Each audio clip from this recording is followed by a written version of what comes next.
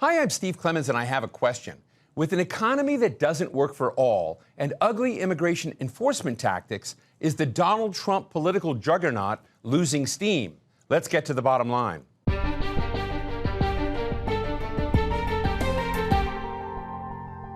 Both U.S. political parties are facing major hurdles as they position themselves for the midterm elections later this year. President Donald Trump keeps hammering the message that it's a roaring economy out there. But the average American is still feeling the double whammy of high costs and a sputtering job market. And when ICE officers killed 2 U.S. citizens in Minnesota last month, they sparked a debate on the administration's immigration policy and the willingness of the public to tolerate more of these brutal tactics.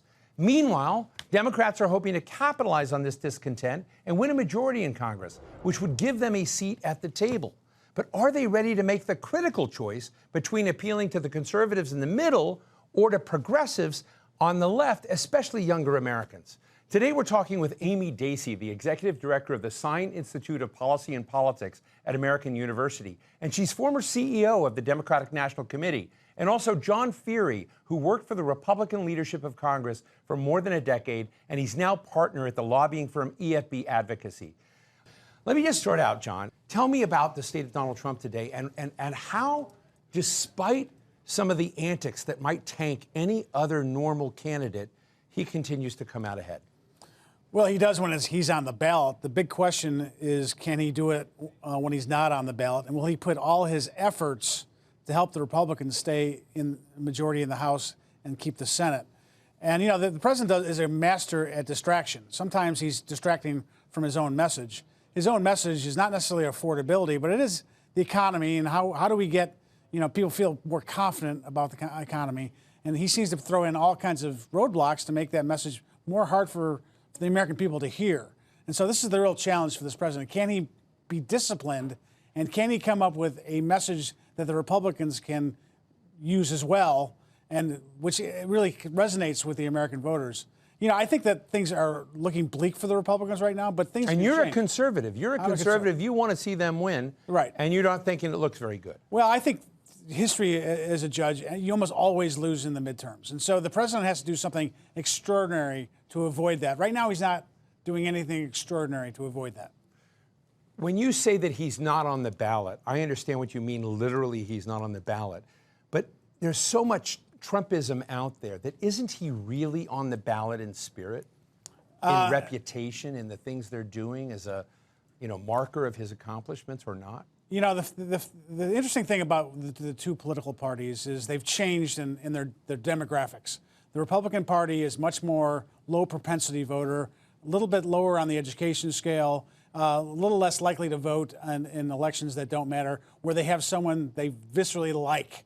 And so Trump is not on the ballot. When he's on the ballot, he's awfully hard to beat. And we saw that in 2016.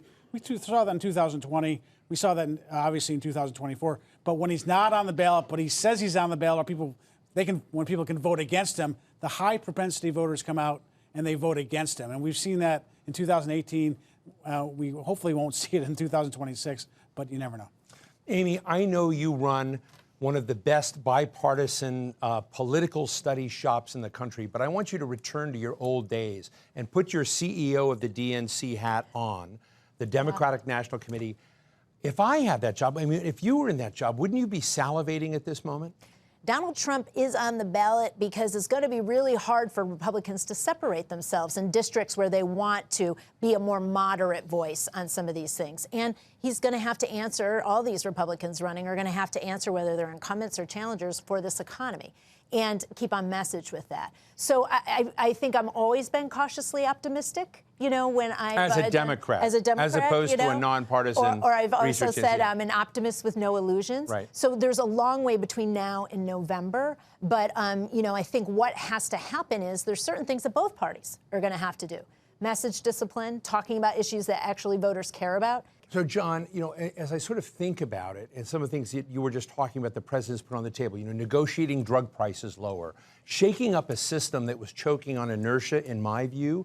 And there, you can, like, paint a lot of things that the president has done to sort of change the equilibrium of a lot of policy issues and to kind of make, you know, whether he's making it work or not, making a lot of American workers feel he's on their side And he also, and we're going to get into ICE and immigration, but many Democrats, independents, and Republicans were very frustrated with the absence of any coherent immigration policy under the Biden administration. And so when I look at that and ask you, okay, that's on Donald Trump on the plus side. But if you look at the Democrats, what do they stand for right now? Well, I do think this is the opportunity for Republicans. The Democrats have a lot of problems on their own primary side. Zoran Mondami is a perfect example. I mean, he is very far to the left. When they get in, but he won, and he's like charming President Trump and everyone. I know you're saying you're not. I know you're not a Mamdani fan, but nonetheless, he's getting a lot of headlines. They're spelling his name right. Donald Trump likes him. Donald Trump does not like him. Donald Trump was trying to charm him, and Donald Trump also sees a utility to having Zoran Mondami and his communist principles because he's pretty far left. And I think this is the issue that's happening in many, many Democratic primaries across the country. The Democrats have internal divisions, and that is, can we go left or can we go far, far left? And the far, far left is an opportunity for Republicans. When you're talking about we're going to get rid of ICE, we're going to defund the police, you know, people want ICE mended, not ended. And I think that this is something that Republicans can, if they get out of their own way, they can create some opportunities. The biggest issue, I think, for the Republicans, though, is that they're not going to have too many more opportunities to score any real true legislative victories. And so when the president does all this hot dogging in the White House, it's all kind of aimed at him, but he's not giving anything for the Republicans in the House to vote for or for the Democrats to vote against that are on our terms. So I think they need to be a little bit better about their strategy of including Republicans. If it's just about Donald Trump and this election is just about Donald Trump, we're going to lose. Look, you know, you mentioned ICE and talking about mending it and not ending it. There is video of the killing of 2 U.S. citizens at protests in Minneapolis. Amy, I'm sure that video, as awful as it is, of Alex Preddy being thrown to the ground, being disarmed. He was legally carrying a firearm, which many people on President Trump's base look at as a natural right of their own. And it just raises the question, because I'm sympathetic to what John just shared, but at the same time, a lot of Americans are saying, how can this be happening here? Listen, there's a fractured Republican Party, too. You know, you see this is not just, you know, wings of the Democratic Party. I think the Republican Party's feeling this inner turmoil. I think what you're seeing in Minnesota and other communities that have people concerned is there are still Democrats and there are still, you know, independents out there who do want to see immigration reform. But the differences and what has happened in Minnesota is making it, people are feeling less secure. This is not something happening down at the border that is far away from what they're doing in their everyday life. This is in individuals in communities. They see it happening to their neighbors. They see this kind of, you know, tactics being used that are, I think everybody should agree, is just too far gone. And I think that, you know, will have some kind of impact here. John, what do you think are going to be the defining issues that decide the midterm elections as opposed to 2028? Well, if the Republicans are going to win, it's got to be about the economy and people feeling confident about economic growth and feeling good about their futures. They have to have, President's leadership has to lead to optimism amongst the American people that they feel better about the direction of the country. If the Democrats are going to be winning, they're going to be focused on health care.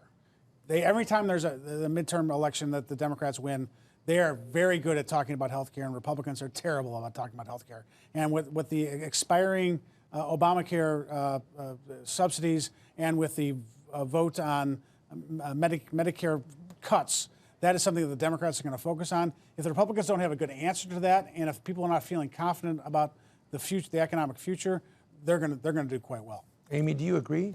Yeah, I mean, I definitely think that it is the economy. You saw some of these Democratic, especially Democratic governors in New Jersey and Virginia win on these issues as early as past November. I also think there's some issues that cut across generations. This housing affordability, which is a huge, you know, issue, especially for young people. And so it's definitely healthcare. I think it's this, you know, how do you feel in your own household, and if you're feeling secure, if you're feeling like you can. You know, I think a big piece that we're seeing, too, is especially recently in Washington, D.C., these terrible, you know, weather things that are happening. People's electric bills are going skyrocketing. For some, that's an inconvenience. For some people, that's a problem. A lot of people are being kicked. I mean, let's be honest. A lot of people are losing their connectivity to their electric provider because the bills have gone through the roof. Absolutely. And Part this is of where that you're is making hard choices. Data This is where- centers, AI. I mean, it's a whole other dimension, which I don't know if we have time to get into. But the drive for electrification in the U.S. is there's a high price on American taxpayers and households for the transition we're making. Absolutely. And if we talk about it from that perspective versus my bill's just higher and I can't afford it, now I'm making tough choices, we also have to make sure we're having conversations to individual voters about what's mattering to them most. I think the biggest problem sometimes, with both parties is that we have to listen first. And so to really hear what is going on out there and what the disconnect And John, to that is. point, a lot of those people who are getting disconnected are in red states, in rural states, and they have a lot of hardships. And is that, from your sense of, the vibe in the Republican Party, is that being felt by the leaders? Well, there's a couple things going on in rural America. First, there's rural health care. A lot of these hospitals are Been shut down, right? Closing, because there's not just the scale. And so many of these big conglomerates are make money in big cities, and they don't make any money in rural America. Another thing that's really hitting a lot of rural America is trade policy.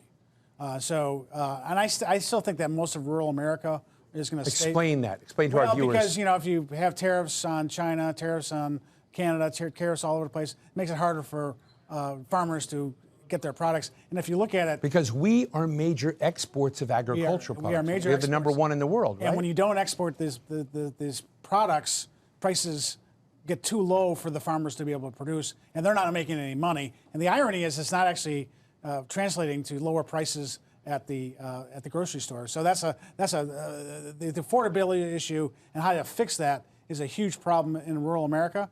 Rural health care, I said that. But from a cultural perspective, the Democrats are still not playing that well in red America. And I think it's just a lot of things going on, too much change that the Democrats always are promoting that rural America just doesn't feel comfortable with.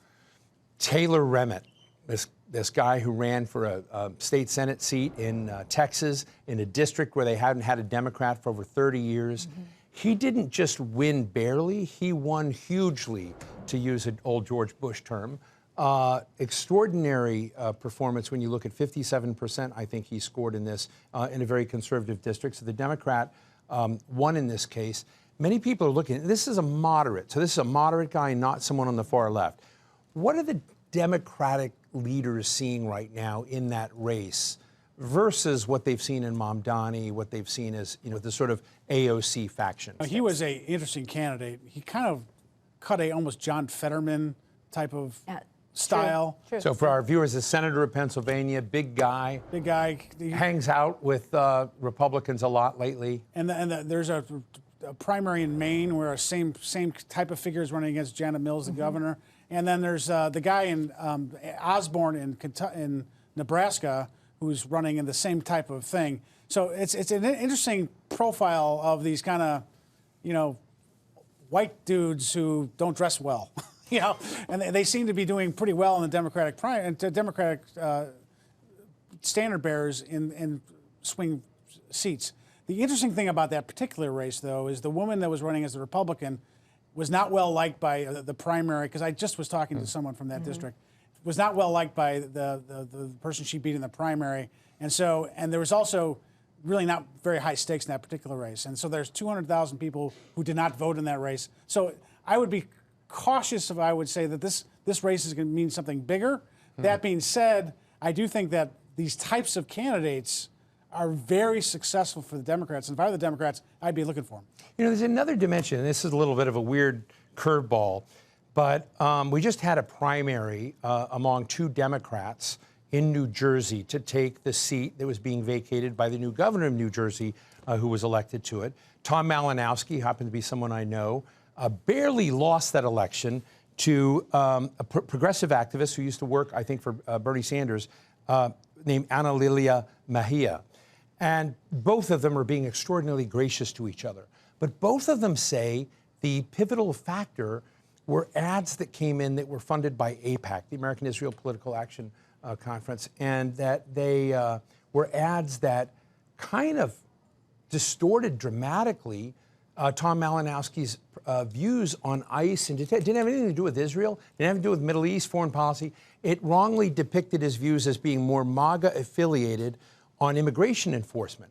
this was an interesting race specifically because Malinowski was much more pro-Israel than the person he lost to. Yeah. And there's not really a Republican who's going to be able to take on that seat. So there's a lot in Washington. There was just tons of head scratching about why they did that. And there was a lot of money. But everybody knows they did do it. Everybody knows that they did do it. And it happens a lot, but usually it's done for a purpose. It's an interesting calculated decision on where they were going to invest. I do think that it points out to something that we are still contending with in this midterm, in this year, in 2026, is how these outside influences are influencing elections, period. Whether it's in the primary or whether it's in the general. And I think you're going to see, so much is at stake with these slim margins, the amount of outside money that's going to come into these races in the midterms, whether it's in the primary, to set the stage, or whether it's in the actual general election. And it's allowing outside forces to have candidates have less and less say over their conversations that they're having. I mean, Malinowski's interesting because he's one of the people who came up and said maybe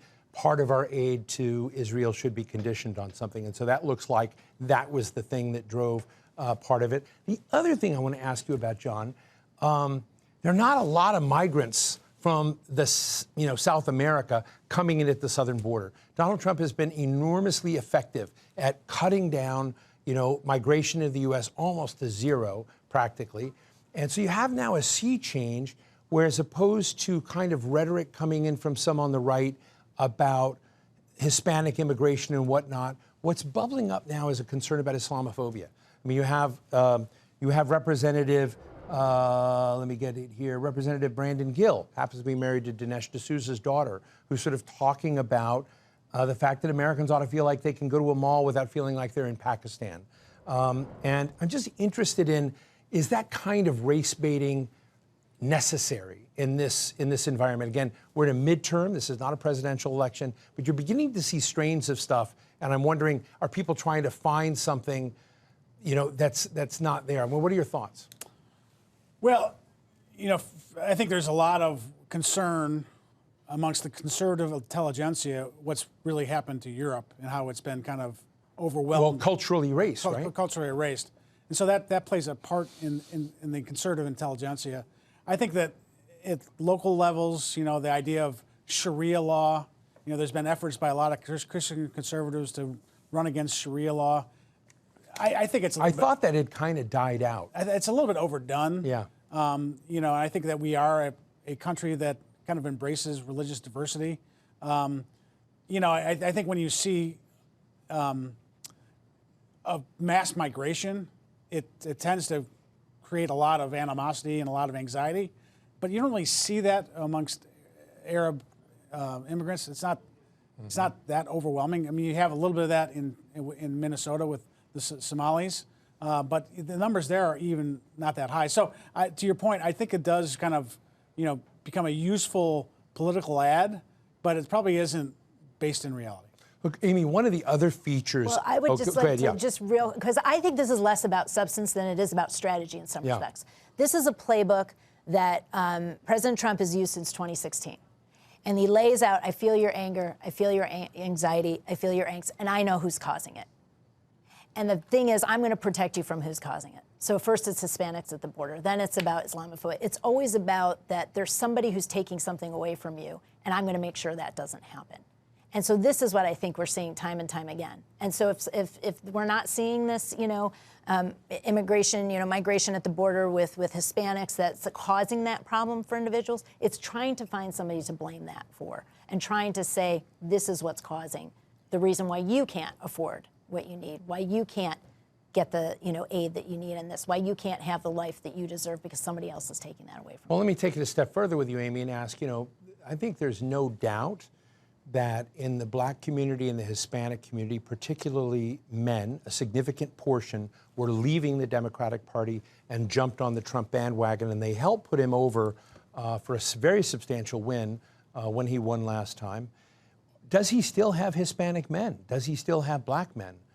From your sense of what's happening politically right now, well, it's or one have thing they to make reversed promises, that? you have to deliver, right? I mean, this is not something that's a guarantee.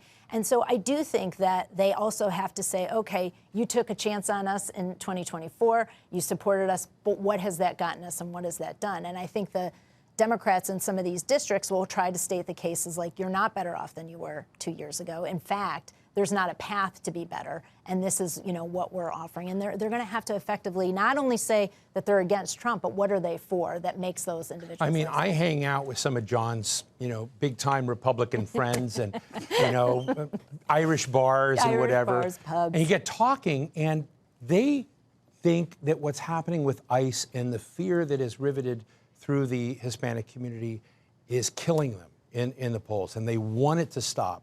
And they want President Trump to feel and understand that there are huge consequences, particularly for purple districts, with the fear that's running through the country.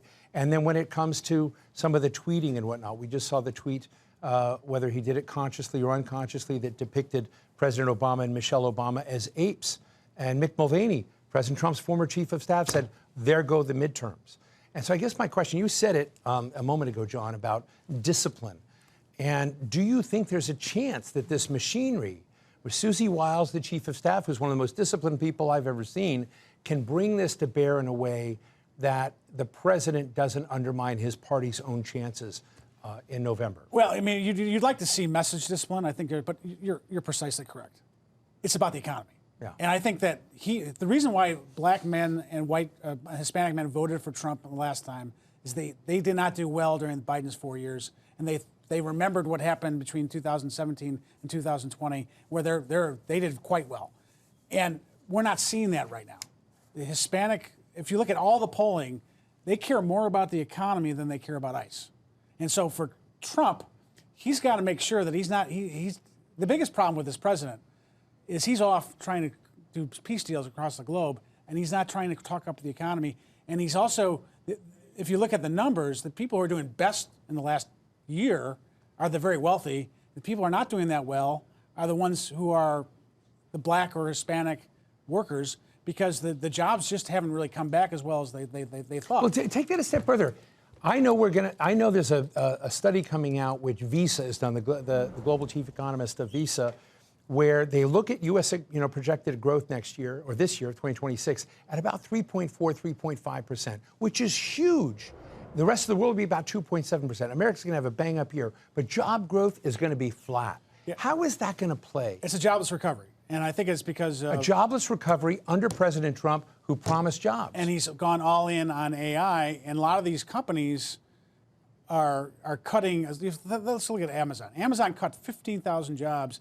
They cut some corporate jobs, yeah, but they're also cutting jobs that robots could do, and that is people who are. The Amazon truck drivers are going to be fine because they're doing great. But it's the people working in those factories, and those are hard jobs. They pay pretty well. And Jeff Bezos didn't just cut out 300 Washington Post reporters, 15,000 people working in the factories. That is what's going to hurt the president, because they're the ones who wanted to vote for Trump because they like him culturally. They like some of the immigration stuff because they didn't want competition from illegal immigrants. But they want these jobs, and they're not coming back. Your gut feeling, do the Democrats win the House? My gut feeling is it's too close to call. Senate? I think that the Democrats are going to have some issues in New Hampshire and Georgia, so I would be very surprised if they take the Senate. Amy, do the Democrats win the House? I think, yes. I think we're still going to see slim margins. And I think when I'm sitting out 264 days, there's a lot of time. But the Republicans will lose control of the House, you're predicting? Yes. And the Senate? I think we might be in a very 50-50 scenario again. So we'll be looking for another Joe Manchin. Yeah. That is a fascinating discussion. I am excited for it. It's like a sporting match. Amy Dacey at American University and John Feehery at EFB Advocacy. Really appreciate you both joining us today. Thank you so much. Thank you. Thanks, Steve. So what's the bottom line? Trump is not running this year, but his reputation is. By November, Republican and Democratic leaders will find out if the public likes them or not, and whether Americans feel that Trump is taking them forward or backward. Besides the economy and immigration, both parties also have to deal with the shock and awe of the Epstein files, which taints much of the ruling class, of politicians, of technologists, of banking, the media, and universities, not only in the U.S., but really around a lot of the world. As for the Democrats, it's not clear what they're putting on the ballot to make Americans actually want them. Maybe their strategy is to make no choices and just let Trump be Trump and hope that's enough to drive folks to the Democratic Party anyway. And that's the bottom line.